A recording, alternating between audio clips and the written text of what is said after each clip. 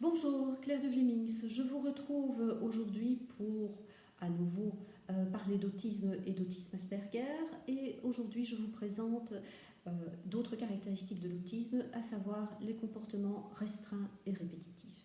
Le premier de ces comportements restreints et répétitifs concerne les normes, les rituels et les procédures que nous mettons en place au quotidien. Nous en avons énormément et nous avons besoin d'en avoir énormément parce que ça nous rassure.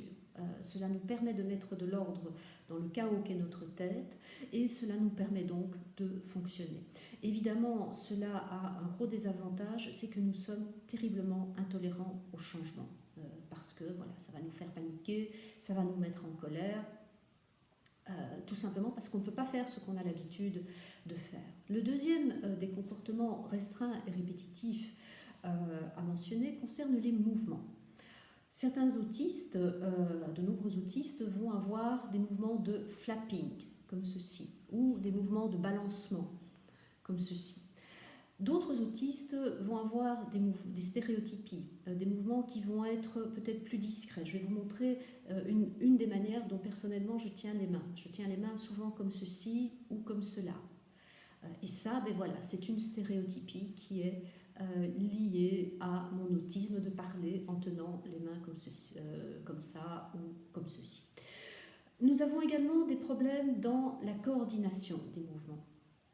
Et là, certaines personnes vont avoir des problèmes au niveau de la démarche. La démarche va être raide et on va voir qu'il y a quelque chose qui ne fonctionne pas.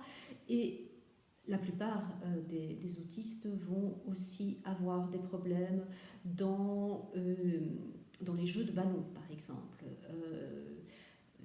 Les jeux de basket ou de volley à l'école sont un véritable supplice pour les enfants autistes parce qu'on ne comprend pas la trajectoire de la balle et on ne parvient pas à coordonner nos mouvements pour récupérer le ballon. Et ensuite, le troisième type de comportement restreint et répétitif va être de l'ordre des hyper- ou des hyposensibilités sensorielles. De nombreux autistes ont des difficultés à être touchés.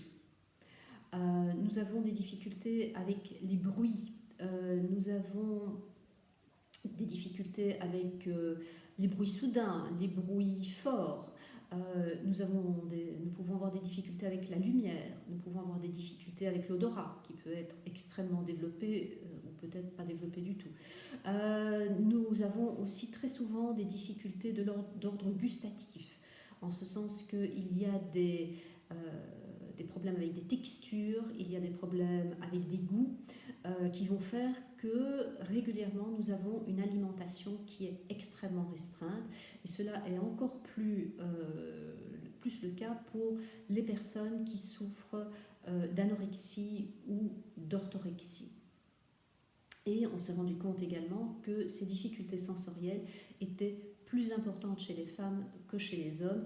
Donc chez les femmes, quand on pose un diagnostic d'autisme, on va vraiment aller dans ces difficultés sensorielles. Voilà, ceci termine pour aujourd'hui. Demain, je vous parle des aptitudes intellectuelles, je vous parle également des troubles associés et vendredi, ce sera une session sur nos intérêts spécifiques. Si vous avez aimé, partagez, commentez, likez et à demain.